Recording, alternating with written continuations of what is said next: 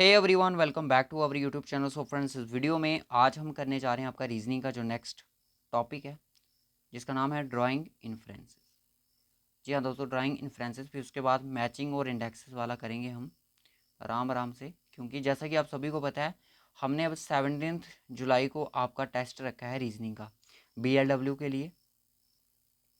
Reasoning का 20 marks का section test होगा। मैं आपको पहले बता देता हूँ, क्योंकि सिलेबस ऑलमोस्ट कंप्लीट हो चुका है हमारा रीजनिंग का। अगर आपने नहीं देखा, अभी आपको नहीं पता है BLW की रीजनिंग कहाँ से करनी है, तो डिस्क्रिप्शन बॉक्स में जाइएगा। अच्छे लगेंगे लेक्चर तो ज़रूर देखिएगा, क्योंकि बेसिक कंसेप्ट आपका पूरा डर दूर हो जाएगा। आप पूरे लेक्चर देखो, ठीक है, जो आपके सिलेबस में है वो देखो। मैं आपको बता दूँ, जो भी हमारे साथ बच्चे जुड़े हैं, मैं आपको ये चीज़ की गारंटी देता हूँ, अगर आप अच्छे से पढ़ाई करते हो, प्रैक्टिस करते हो, क्योंकि रीजनिंग और मैथ है कि दोनों ऐसे सब्जेक्ट है, और इंग्लिश, ये बिना प्रैक्टिस के आपको नहीं आएंगे। जनरल नॉलेज की सेक्शन जो होगी आपके 20 मार्क्स के, तो अगर आपको आती भी होगी, आप 5 मिनट के अंदर अंदर आप उन चीज़ों को कर सकते हो, सोचने की ज़रूरत ही नहीं है। पर इंग्लिश को आप 5 मिनट में नहीं कर सकते, मैथ को आप 5 मिनट में नहीं कर सकते, रीजनिंग को आप 5 मिनट में नहीं कर सकते। याद रखना चीज़ का, कुछ चीज़ें होती हैं जो टाइम लेती हैं, ठीक है।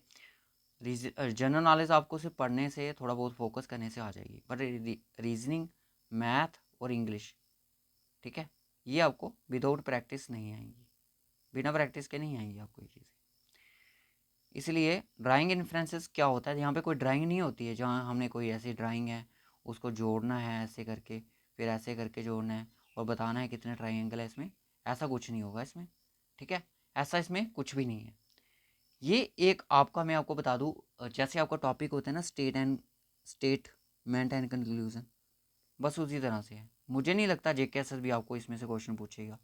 हो सकता है, पूछ भी सकता है, क्योंकि आपके सिलेबस में मेंशन है, क्योंकि सिलेबस आपका इतना ज़्यादा है और मार्क्स आपके सिर्फ 20 हैं, तो सोच सकते हो कि कितना हद तक आपको चीज़ें पूछी जा सकती हैं।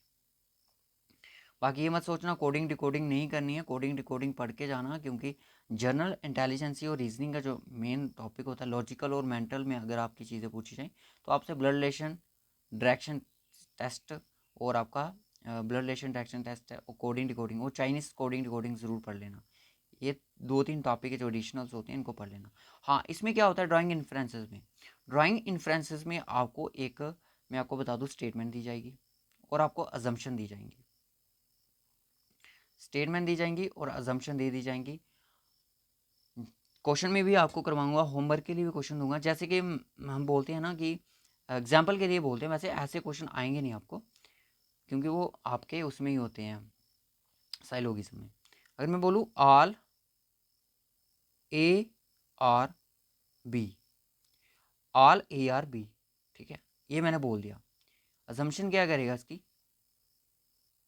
अजम्पशन बोलेगा, सॉरी कंक्लूजन जिसको कह सकते हैं हम, जिसको हम इन्फ्रेंसेस बोलते हैं। इन्फ्रेंसेस कहेगा कि सम ARB, कुछ A भी हैं। दूसरा बोलेगा ऑल A और नॉट B। ये इसमें डायग्राम नहीं बनाना है अपने, ध्यान से समझना है जो चीज़ मैं बोल रहा हूँ, क्योंकि इसमें ऐसा ही लॉजिक लगेगा। आपको एक स्टेटमेंट दी जाएगी, वो इसमें साफ साफ लिखा है कि सारे के सारे A जो हैं वो आपके B हैं। आपको इस तरह से साइलोगिज्म नहीं पूछेगा इसमें, इस टॉपिक के अंदर, इसमें कुछ और ही चीज़ें देखने को मिलेंगी, वो मैं आपको बताता हूँ नेक्स्ट में। सम ARB बोला कि कुछ A हैं जो B हैं, भाई सभी के सभी A भी है, तो चलो मान लिया, अगर 100% है तो 50% की बात कर रहे हैं, चलो हो गया, मान लिया चाहिए है। अब ये बोल रहा है कि all A are not B, कोई भी A भी नहीं है। सामने हमने चीज़ जब दिख रही है, सामने हमें जब शो हो रहा है कि ऐसा हो सकता है, अगर हमें सामने ये लग रहा है कि ऐसा नहीं हो सकता है, पूरी क्लियरिटी होनी चाहिए, चांसेस कोई नहीं होने चाहिए, शायद हो भी सकता है, नहीं भी हो सकता है, ऐसा नहीं होना चाहिए। हमें पूरी क्लियरिटी होनी चाहिए कि ऐसा होगा या नहीं होगा इन्फ्रेंसेस में, ठीक है। उसी तरह से तो आपका जो फॉलो कर सकता है आपका A, सेकंड आपका फॉलो नहीं करेगा, क्योंकि हमें क्लियरिटी दी हुई है स्टेटमेंट में, जो क्लियरिटी है वही हमने शो करनी है। चलिए क्वेश्चन करते हैं, चीज़ें क्लियर हो जाएंगी।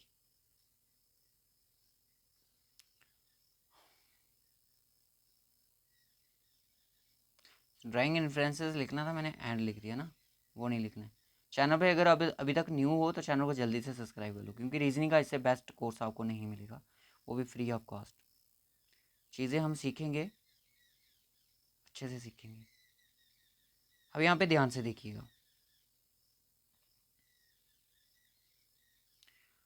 Should there be a law to punish parents who get their minor children married. अभी ध्यान से इस चीज़ को पढ़ना, आपको ये चीज़ पढ़ते आ रहे हो। जब आपने JKSSB में अगर मैं बात करूँ, यूनियर सुपरवाइजर का एग्ज़ाम दिया था, उसमें आपको स्टेटमेंट और कंक्लूजन पूछा गया था, ठीक है, बराबर है, पूछा गया था, जी सर पूछा गया था। उसमें भी आपको इस तरह से चीज़ें दी गई थी, कौन सी स्टेटमेंट, कौन सा कंक्लूजन फॉलो कर रहा है, कौन सा नहीं कर रहा है। तो दोस्तों ये उसी की तरह सेम चीज़ होती है, उसी की तरह से ये चीज़ें होती हैं। बोला कि should there be a law, एक लॉ होना चाहिए जिसमें पेरेंट्स को पुनिश करना चाहिए, who get their minor children married, जो अपने बच्चों की क्या लॉ होना चाहिए, यस लॉ होना चाहिए। क्योंकि क्यों होना चाहिए, ये हमें अपने से बोल रहे हैं। चलो आर्गूमेंट्स में क्या चीज़ है, आर्गूमेंट्स देखते हैं। Yes, a minor girl is physiologically not prepare to conceive a baby. बात 110% सही है। जैसा कि आप सभी को पता है कि ट्रेडिशन टाइम में क्या होता था,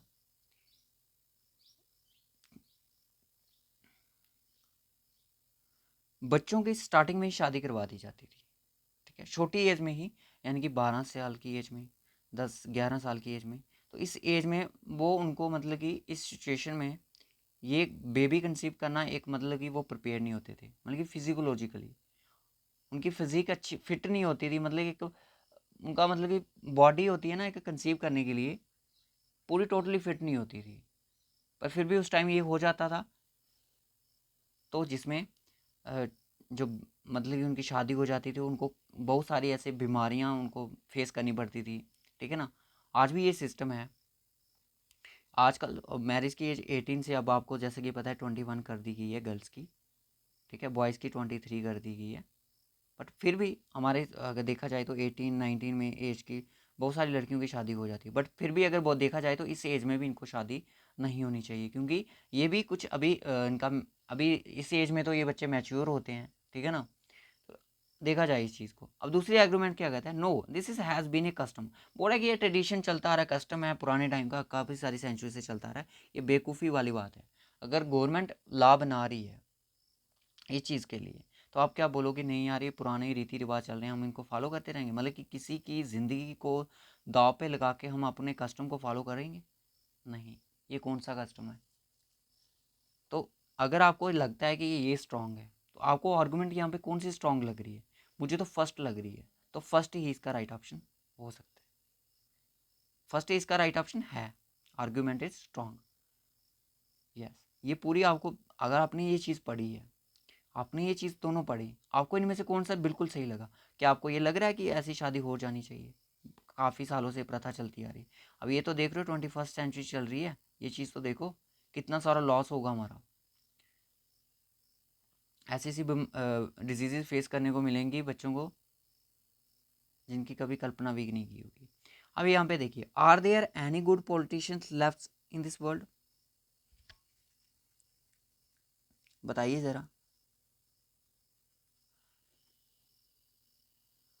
are there any good politicians left in this world? कोई बचे हैं इस दुनिया में? Yes, so many poor peoples are sustaining themselves and improving economically. ये क्या बात हुई, क्या इसकी चीज़ के लेट कर रहा है ये? सबसे पहले ये चीज़ सोचिए, बहुत सारे गरीब लोग हैं दुनिया में जो अपने आप को इम्प्रूव कर रहे हैं इकोनॉमिकली। क्या ये चीज़ इसमें फॉलो करें? क्या वो पॉलिटिशियन बनेंगे? क्या क्या वो पॉलिटिशियंस हैं जो गरीब हैं, बीमारियों से जूझ रहे हैं, या फिर वो टोटली जिनकी फिनेंशियल जो है लेवल है जो बिल्कुल लो है, इकोनॉमिकली वीक हैं? क्या वो पॉलिटिशियन के लिए लड़ेंगे? पहले वो अपनी इकोनॉमिकली अपने आप को स्ट्रॉन्ग करेंगे, उसके बाद ही सब कुछ होगा, या पहले ही आप गरीब को लेके यहाँ पे बैठ के? तो ये आपका गलत हो जाता है। No there is nothing in this world which is completely good और कम्प्लीटली बैड। ये इस चीज़ के टोटली मतलब कि इसके लेट कर ही नहीं रहा है। दुनिया में कुछ भी नहीं है जो कि ना तो अच्छा है ना तो बुरा है। ये क्या बात हुई? दोनों गलत हैं, दोनों स्टेटमेंट, ना इधर, ना तो फर्स्ट स्ट्रांग है ना तो सेकेंड। नेक्स्ट चलिए, are this sanctuaries which are mean to protect the endangered animals necessary? जो सेंचुरीज होती हैं, wildlife sanctuary, which are meant to protect the endangered animals, जो कि जिनकी तादाद कम हो रही है, क्या उनको प्रोटेक्ट करना नेसेसरी है? यस, बिल्कुल नेसेसरी है। मेरे आईडी से देखा जाए तो नेसेसरी है।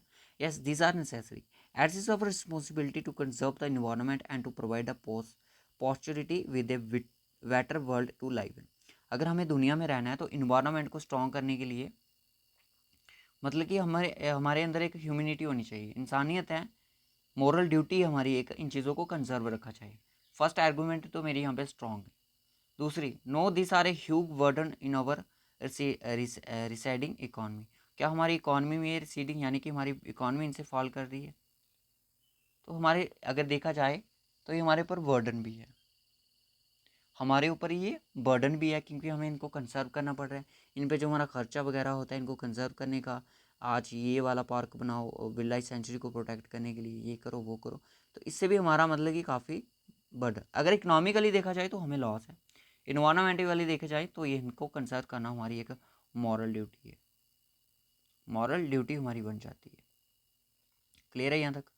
ठीक है, अब आप खुद इन चीज़ को ध्यान से पढ़िएगा। मैं इसकी पीडीएफ आपको अपने टेलीग्राम चैनल, जो जेके प्रैक्टिस का हमारा टेलीग्राम चैनल है, उस पर हम आपको प्रोवाइड कर देंगे। ठीक है, जिससे क्या होगा आपकी आप इस चीज़ को ईजिली पढ़ पाओगे, और इसका जो होगा वो बहुत होगा, दोनों स्ट्रांग है। फोर्थ आता है, should the teachers be stop from beating in the student, क्या टीचर्स को स्टॉप करना चाहिए, टीचर को स्टॉप करना चाहिए स्टूडेंट को अगर वो बीट करते मारते हैं? Yes, children psychology says that beating hinders the learning process in a child. ये तो बात तो सही है। छोटे छोटे टाइम क्या होता था, छोटे छोटे टाइम जब हम छोटी छोटी क्लासेस में होते थे, हमें टीचर्स बोलते थे कि अगर कल होमवर्क करके नहीं आए या फिर आपने अल्फ़ाबेट लर्न नहीं की, ABC नहीं लर्न करके आए, तो कल हम आपको मुर्गा बनाएंगे। हमें डर लगता था, या तो आपको इतनी स्टिक की पड़ेंगी। हर ऐसा कोई स्टूडेंट नहीं होगा जिसने स्कूल में मार नहीं खाई होगी, क्योंकि ये आप देख सकते हो साइकोलॉजिकल ही, साइकोलॉजी कहती है कि waiting hinders the learning process in a child. ठीक है, डर के वो बच्चा पढ़ेगा, उसको मार नहीं पड़ेगी, उसका एक रूटीन बन जाएगा। अगर मैं पढ़ के जाऊँगा मुझे मार नहीं पड़ेगी, मुझे कोई हाथ नहीं लगा सकता स्कूल में। नहीं पढ़ के जाऊँगा तो सबके सामने मार पड़ेगी, लगेगी भी मुझे, पेन भी होगा और साथ में इंसल्ट भी होगी। चलो बचपन में कौन सी इंसल्ट फील होती है उस टाइम, फिर भी बस डर रहता है अपने मार खाने का, लगती है ना, बचपन में ज़्यादा लगती है। No spare the cane and spoil the child, ऐसा कुछ भी नहीं है, ये बेवकूफ़ी वाली बात है। तो आपका सिर्फ आर्गूमेंट आपका फर्स्ट स्ट्रांग हो जाएगा। ठीक है, उसके बाद बोलता है कि शुड योगा भी introduce as a part of the curriculum by school, क्या स्कूलों में लास्ट क्वेश्चन है, बोरिंग मत हो जाइएगा, स्कूलों में क्या करिकुलम एक्टिविटी के लिए हमें योगा इंट्रोड्यूस करना चाहिए, होना चाहिए? Yes, this will help student improving their mental ability. ये बात तो सही है, अगर योगा करोगे स्टूडेंट की जो मेंटल एबिलिटी होगी वो आपको पता है इम्प्रूव करेगी, करेगी, स्ट्रॉन्ग बनेगी। ये बात तो सही है। No, this will not help the student improve studentship, मतलब कि पढ़ाई में मतलब कि स्टूडेंट की स्टूडेंटशिप को ये इम्प्रूव नहीं कर सकती, स्टूडेंटशिप की क्वालिटीज़ को ये इम्प्रूव नहीं कर सकती, but will वर्डन them with this extra school hours. अगर स्कूल में बच्चा 6 घंटे पढ़ रहा है, 6 से 7 घंटे पढ़ रहा है, तो इसके लिए उसको एक्स्ट्रा करिकुलम एक्टिविटी करने के लिए एटलीस्ट 1 घंटा तो एक्स्ट्रा लगाना पड़ेगा, उसके लिए क्या है, एक वर्डन है।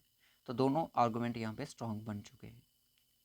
ठीक है, दोनों आर्गूमेंट यहाँ पे स्ट्रॉन्ग है। अब होप सो आपको ये ड्राइंग इन्फ्लुएंसेस का पता चल गया होगा। आपको एग्जामिनर इसी तरह से क्वेश्चन पूछेगा, ज़्यादा से ज़्यादा 1 नंबर का, इससे ज़्यादा नहीं। ये वाला क्वेश्चन आपके लिए होमवर्क है, इसका आंसर आपने कमेंट बॉक्स में बताना है। Should the manufacturing of leather products be prohibited, इनको बंद करना चाहिए लेदर को। ठीक है, ये आपके लिए होमवर्क है। होप सो आपको आज का ये लेक्चर अच्छा लगा हो तो लाइक और शेयर तो बनता ही है, और साथ में कमेंट ज़रूर कीजिएगा अगर आपको अच्छा लगा। अब एक बार सिलेबस को देख लेते।